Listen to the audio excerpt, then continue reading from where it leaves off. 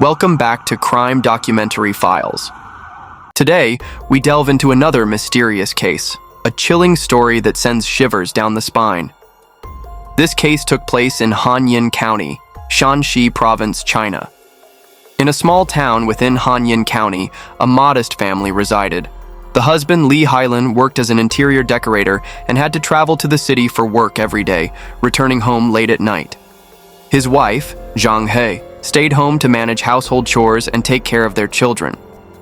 On March 8, 2016, a special day, International Women's Day, Hailin made an effort to come home early to celebrate with his wife.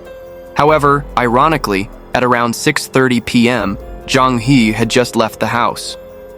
Her older sister, who was visiting at the time, said that Zhang He mentioned going upstairs to collect payment for drain maintenance from a neighbor. Drain blockage issues had long been a headache for the couple.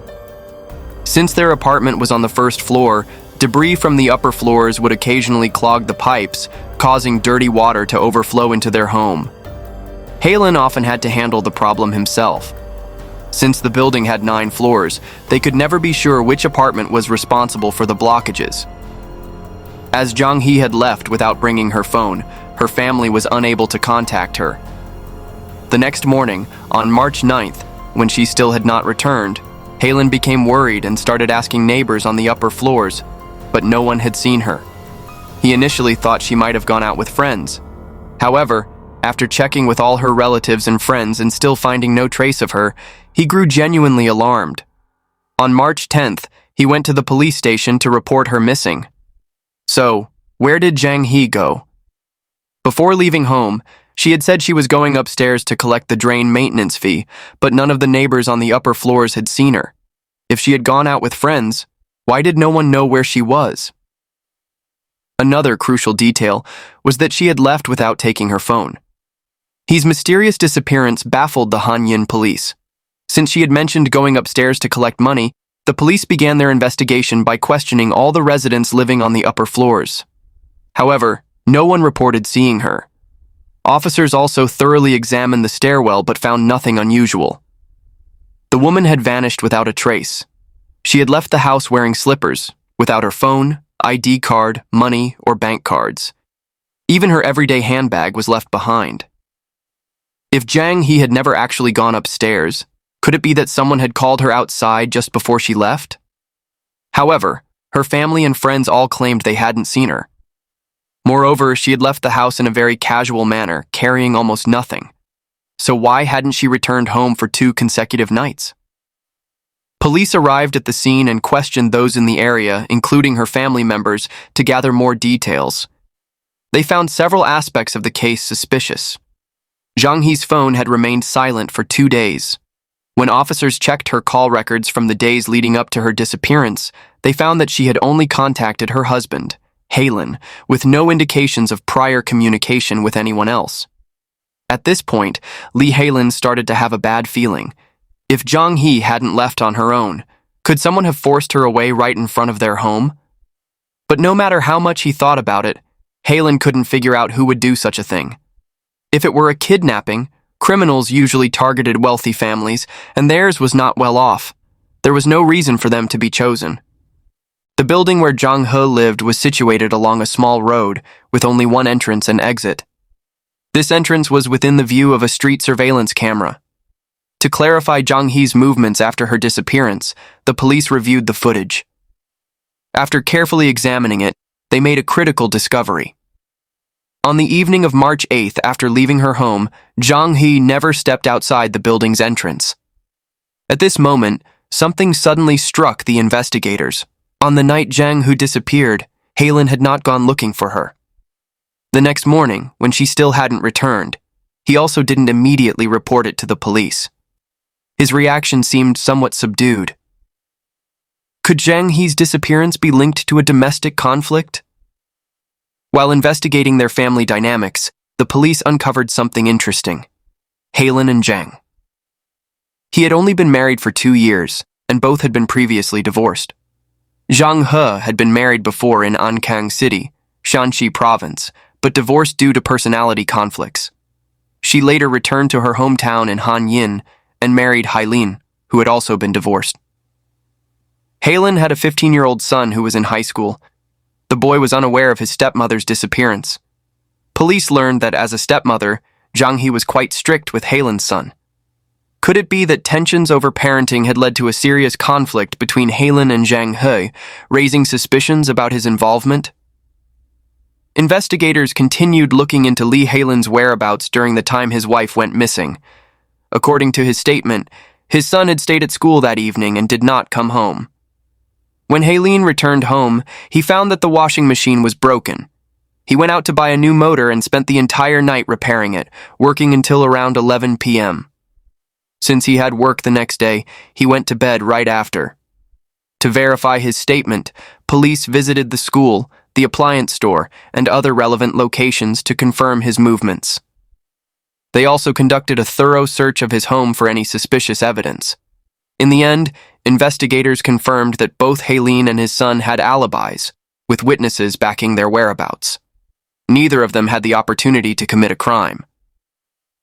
After ruling out the possibility that Zhang He's disappearance was caused by a family member, the police shifted their focus to other residents in the building.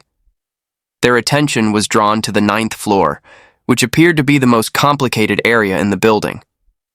This floor had several temporary rental rooms, occupied by high school students from a nearby school. These 15 to 16-year-old students caught the police's attention. Officers questioned the students renting these rooms. They reported that on the night Zhang He disappeared, some were attending evening classes while others were at internet cafes. None of them recalled seeing Zhang He come upstairs to collect payments. After thoroughly investigating each student, police confirmed that they also had no time to commit a crime. During the investigation, police discovered that the landlord of these makeshift rental units on the 9th floor was Shan, Zhang He's older brother, who was 43 years old at the time. Shan lived on the 8th floor. Normally, when a sibling goes missing, their family would be extremely concerned. However, police noticed that Shan had not joined Halen in searching for his sister. Shan worked as a manager at a vegetable market in a nearby village. Every day after work, he went about his life as usual, working, finishing his shift, hanging out, rollerblading, and even going dancing at night. He seemed completely unfazed, as if nothing had happened. After some investigation, the police discovered that the two siblings had recently had a conflict over property. In fact, half of the apartments in this building were owned by members of the Zhang family. The land on which the building stood originally belonged to Zhang He's family. When it was redeveloped, the family was compensated with over 10 apartment units. The unit where Zhang He and her family lived had originally belonged to their father. According to Halen, 2 years ago, when his father-in-law became bedridden due to illness, it was Zhang He and her sister who took care of him, providing medicine and attending to his needs. 2 months before her disappearance, their father passed away. Before his death, he left a will stating that this apartment would go to his 2 daughters. This division of assets enraged Shan. The property dispute even escalated to the local village committee for mediation. However, after much argument, no resolution was reached, and the apartment remained under Zhang He's possession. Shan was clearly dissatisfied. From then on, the 2 siblings stopped speaking to each other. Despite living in the same building, one on the 1st floor, the other on the 8th, they barely interacted. Given this history, it wasn't surprising that Shan seemed indifferent to his sister's disappearance. The police continued their investigation within the building, but still couldn't find any direct evidence linking anyone to Zhang He's disappearance. This raised a critical question. If she had been kidnapped or harmed within the building, the perpetrator couldn't have kept her there for 2 whole days. With that in mind, investigators meticulously reviewed surveillance footage from after the disappearance, hoping to spot anything unusual among those entering and exiting the building. After 2 days of careful searching, they found that most residents carried on with their routines, going to work, returning home, strolling around, or shopping at the market. Nothing seemed out of the ordinary. However, one particular incident involving Shan caught their attention. On the night of March 10th, at exactly 11 p.m., Shan was seen leaving his home carrying a large cloth bag before driving away. Accompanying him was his girlfriend. Shan had divorced years ago and had been living with a girlfriend who was 7 years younger than him. Approximately 2 hours later, past 1 a.m., Zhang Shan returned home. This time, however, the large white cloth bag was gone. Where had Zhang Shan gone during that lengthy period? From the way he carried the bag, it seemed to be quite heavy. Upon closely analyzing the white cloth bag, investigators suddenly had a chilling realization. They had previously considered the possibility that Zhang He had been murdered. Could the bag Zhang Shan was carrying have been used to transport her body? With this surveillance footage, the police turned their attention to Zhang Shan.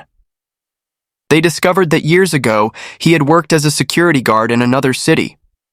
After returning to his village, he became the manager of the local vegetable market, overseeing order and security. During that time, he had once assaulted an elderly vegetable vendor and was detained by the police. He was almost uneducated and often associated with drifters and vagrants. His temperament was aggressive.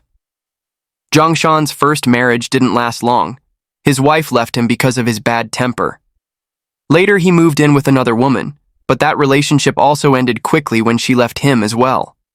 Up to this point, he was living with his current girlfriend, but they had never officially registered their marriage.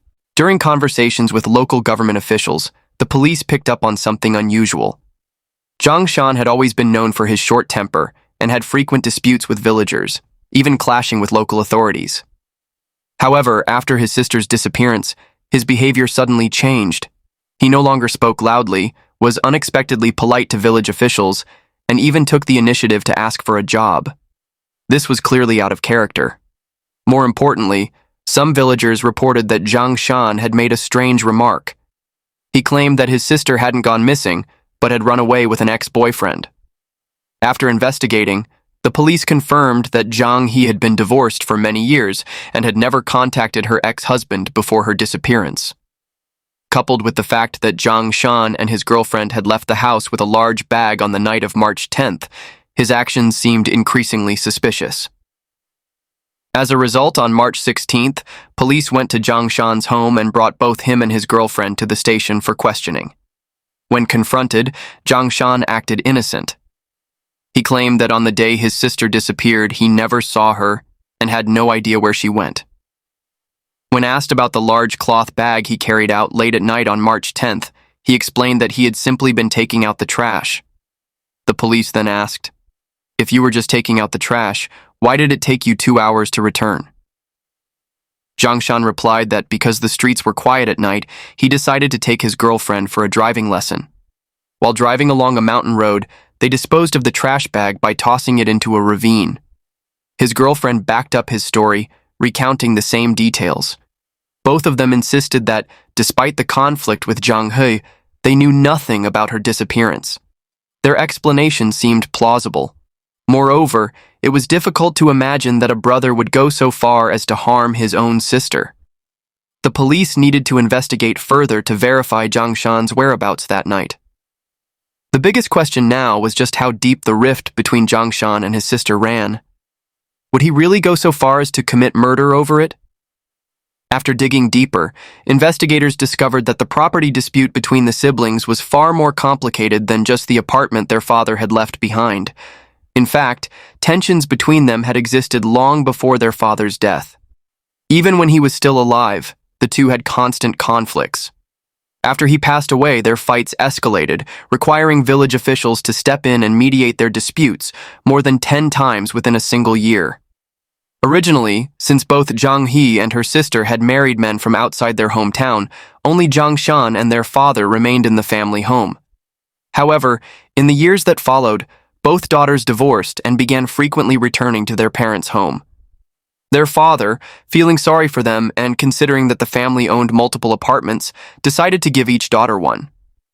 When their father made this decision, Zhang Shan strongly opposed it. He believed that daughters should not inherit property, that all family assets should belong to the son. This mindset was rooted in traditional Chinese beliefs dating back to feudal times, where daughters once married were considered part of their husband's family and thus were not entitled to inherit from their birth family. In Zhang Shan's eyes, property inheritance wasn't something given for free, it had to be earned. 2 years ago, when Zhang He's father became bedridden and needed care, she remarried in her hometown. To take better care of her father, she moved into his house. 2 months ago, her father passed away. At that point, Shan wanted Zhang He to move out, but their father had made his final wish clear before he died. Whoever takes care of me will inherit the house. He left the property to his 2 daughters. According to Shan, his father's last words were influenced by his sister. He believed that Zhang He had taken care of their father with ulterior motives. Moreover, the inheritance wasn't just the apartment, there was also a storefront property that was being rented out as a hair salon. That storefront brought in a few thousand yuan in rent each year, which was a significant source of income in their rural area. Shan felt it was completely unfair that his sister got a share of the storefront as well. Frustrated, he complained, "That house, that shop, they were supposed to be mine. I was the one who paid for it. I gave my sister living expenses. I already let her have an apartment, and now she still wants to take the shop? This is ridiculous." However, Zhang He's husband, Halen, had a different perspective. He argued that Zhang He and her sister had been filial daughters, while Shan had failed in his duties as a son. Halen explained, "He didn't care at all. He never even visited his father during the holidays. If the daughters hadn't taken care of him, then it should have been his responsibility. I have no objections to anything else, but the truth is, he never looked after his father. When their father was sick, his 2 daughters took turns caring for him. He did nothing. During their father's illness, the sisters provided excellent care. I believe it's completely reasonable for them to inherit the property." After their father's death, the conflict between the siblings escalated even further. According to the village committee officials, they had never seen a family dispute as difficult to resolve as this one. In the end, Zhang He remained in her father's apartment, while she rented out the storefront for income. As the older brother, Shan was undoubtedly resentful. If one were to analyze the situation rationally, it wasn't impossible to imagine that, in a fit of rage, he might have done something terrible to his sister. At the same time, police were piecing together Shan's whereabouts on the night of March 10th. Surveillance footage from street cameras finally revealed that Shan and his girlfriend had driven toward a reservoir on the outskirts of the city. The road leading to the reservoir was narrow, with a steep drop on one side and no streetlights at night. Based on his earlier statement, Shan had claimed he was teaching his girlfriend how to drive, but this location made no sense for such an activity. Additionally, police searched along that road, but found no sign of the white cloth bag Shan had been carrying. At this point, investigators were convinced Shan and his girlfriend had lied. It was highly likely they were directly involved in Zhang He's disappearance. However, all of this was still just speculation. Where was the evidence? Police then conducted a meticulous search of every floor of the building. When they reached the 7th floor, they discovered something unusual about a window in one of the apartments. The latch, which should have been locked from the inside, was instead fastened from the outside. There were clear signs that the window had been tampered with and then hastily resecured. This apartment belonged to Zhang He's sister. It was the unit their father had given her before he passed away. However, Zhang He's sister was living elsewhere and rarely returned, so the apartment remained vacant and had not yet been renovated. The police entered the apartment through the window to investigate. Inside, they made a critical discovery: a large blood stain on the wall and more blood on the floor. They sent the blood samples to the forensic lab for analysis. Even more telling, strands of hair were found between the floor tiles, light blonde in color, the same shade that Zhang He had dyed her hair. DNA test results confirmed that the blood belonged to Zhang He. This provided strong evidence that she had been murdered. At the scene, police also found Shan's fingerprints, further increasing suspicions against him. But where was her body? This was the key to the case. Only by finding the body could they fully solve the crime. Considering Shan had carried a large white cloth bag and driven toward the reservoir, it seemed highly likely that he had disposed of Zhang He's body there. Since the reservoir was vast, police divided into teams and searched along the shoreline. After an entire morning of searching, they finally found an important clue.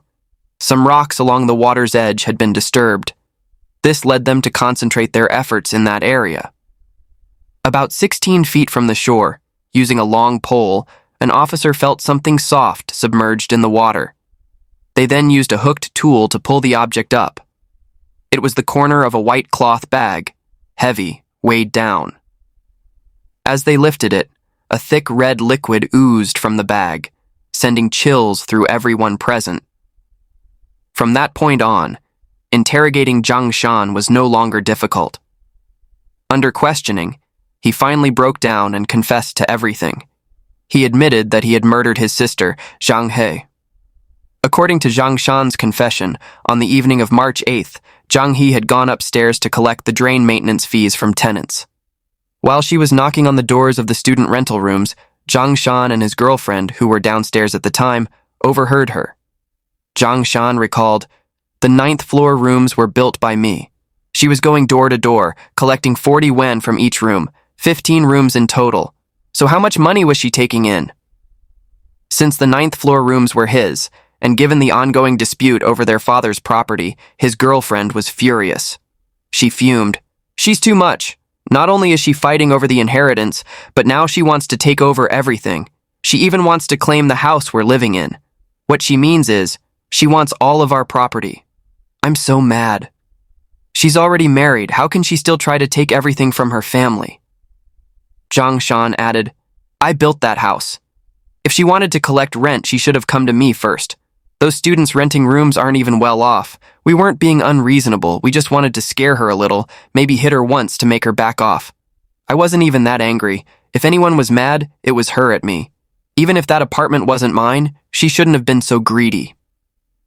With these thoughts fueling their anger, Shan and his girlfriend stormed up to the 9th floor.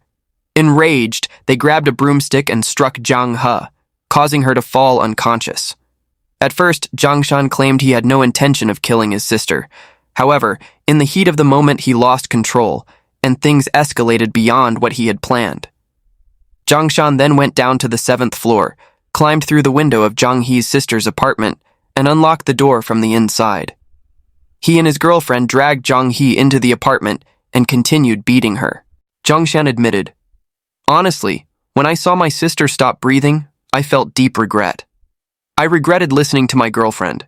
I had thought about running away, but she kept egging me on, telling me that everyone had bullied me and taken all my property. I never expected this to turn into a murder. It was all because I lost control in the heat of the moment, and my girlfriend fueled my anger. In my rage, I beat my own sister to death. I have nothing more to say." The truth behind the case had finally come to light. However, for Zhang He's husband, Li Hailin, the reality was too painful to accept. His wife was gone. His family, just recently reunited, was now shattered, leaving him with a deep emotional wound. His future seemed bleak. When Zhang He's father passed away, he could never have imagined that just 2 months later, his family would face such a devastating tragedy. One daughter murdered, one son imprisoned. Out of 3 children, only one remained. For Shan, all that was left was a lifetime of regret.